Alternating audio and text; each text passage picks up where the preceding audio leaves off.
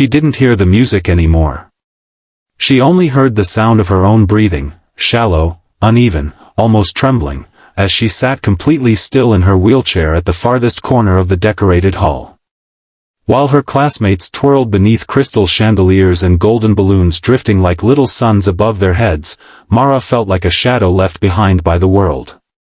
The applause that had erupted when others crossed the stage hours earlier had faded. In its place lingered the bitter echo of silence she had grown used to ever since the accident stole her ability to stand, walk, and, sometimes, smile. She watched her reflections multiply in the polished floor, each one looking smaller, lonelier, and more forgotten. Her hands trembled slightly on her lap as she wondered why she even came.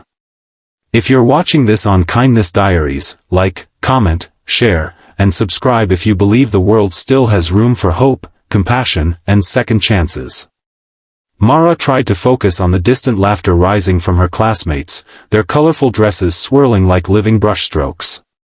She hadn't spoken to most of them since her physical therapy consumed all her time.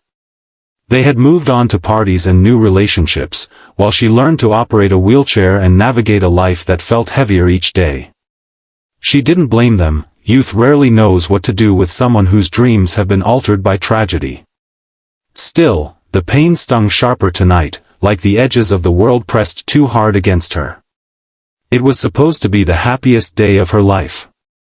She had fought through the broken bones, the surgeries, the endless hours of learning how to maneuver her chair, simply to collect this degree in social work, her promise to help those who felt unseen. Yet now, she felt like the invisible one, swallowed by the glittering celebration around her. Across the hall, a small girl in a pink butterfly dress spun clumsily, her curls bouncing, her laughter bright enough to cut through the noise. The child didn't belong to any graduate Mara recognized. Instead, she clung playfully to the hand of a man standing tall in a crisp white shirt. Mara had noticed him earlier, not because he fit the polished confidence of the crowd, he didn't, but because he carried exhaustion in his shoulders the way only a single parent could. He looked slightly out of place, like he had rushed here straight from work, but love anchored him to the little girl beside him. Mara lowered her gaze, embarrassed by her own habit of observing strangers as if they were stories waiting to unfold. She used to love reading people, offering comfort, finding meaning in their worlds. But tonight she felt like a misplaced chapter in her own story. Time passed slowly. The music rose and fell. Pairs formed and broke apart. Mara tried to disappear into the background until the ceremony ended, but suddenly the girl in the butterfly dress slipped away from her father, wandering through the room with curious confidence. Her tiny steps brought her closer, far too close, to the corner where Mara sat.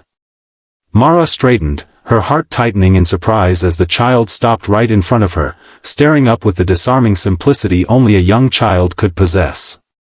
Her big brown eyes softened, not with pity but with sincerity, as if she saw something precious inside Mara that Mara herself could no longer recognize. Before Mara could look away, the father approached quickly, apologizing without saying anything aloud. His eyes carried a gentle urgency as he reached for his daughter's hand, but something made him pause. Maybe it was the way Mara's expression flickered, a fleeting mixture of vulnerability and shock. Maybe it was the way his daughter refused to move, studying Mara with quiet admiration.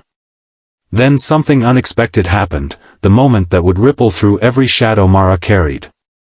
The father did the unthinkable. He offered his hand to her. Not to shake. Not to greet. But to dance. Mara's breath caught. She almost glanced behind her to make sure he wasn't offering the invitation to someone else. No one had asked her to dance since the accident. She had convinced herself no one ever would again. The man lowered himself slightly, leveling his gaze with hers, making sure she knew this wasn't pity. It was respect. It was recognition. It was a gesture from one warrior of life to another. His daughter, delighted, placed her tiny hand over Mara's, as if sealing the invitation with innocence and warmth. Mara felt a sudden rush of heat behind her eyes, the kind that comes before tears, the kind that rises from a heart remembering it's still alive. She took his hand. The hall blurred into colors and sounds as he gently guided her wheelchair toward the center of the room. People parted, not out of shock, but as if witnessing something sacred. Mara's heart pounded. She felt the rhythm of the music through the floorboards, through her fingertips, through the steadiness of the man walking beside her. She noticed things she hadn't seen before, the soft glow of chandeliers flickering like hopeful stars, the golden balloons drifting overhead like small suns breaking through clouds, the graduates watching with expressions that softened from surprise into admiration. And in the middle of this vast room, she didn't feel invisible anymore. She felt seen. The man moved with her, letting her lead the way with the graceful turns of her wheels. His daughter danced beside them, spinning in joyful circles as if stitching the moment into the universe itself. Mara felt laughter rise in her chest, real laughter, the kind she thought she had lost forever. For a brief, breathtaking moment, she wasn't the girl in the wheelchair. She was simply a woman being lifted by kindness back into the world she had drifted away from. The dance ended, but the feeling did not. The father placed a hand over his heart in quiet respect, and his daughter hugged Mara tightly, her little arms wrapping around Mara's pain like a ribbon of warmth she never expected. The lights dimmed. The music softened. Life, for the first time in a long while, felt possible again.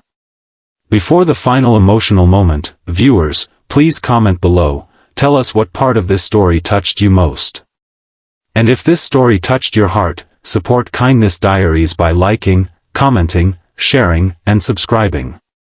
Your kindness keeps these stories alive. Mara watched the father and daughter walk away, but something inside her had shifted forever. She realized that hope didn't vanish after tragedy. It simply waited, quietly, patiently, for someone brave enough to offer a hand. And sometimes that someone arrived in the form of a tired single dad and a little girl who believed butterflies could land anywhere, even on broken hearts.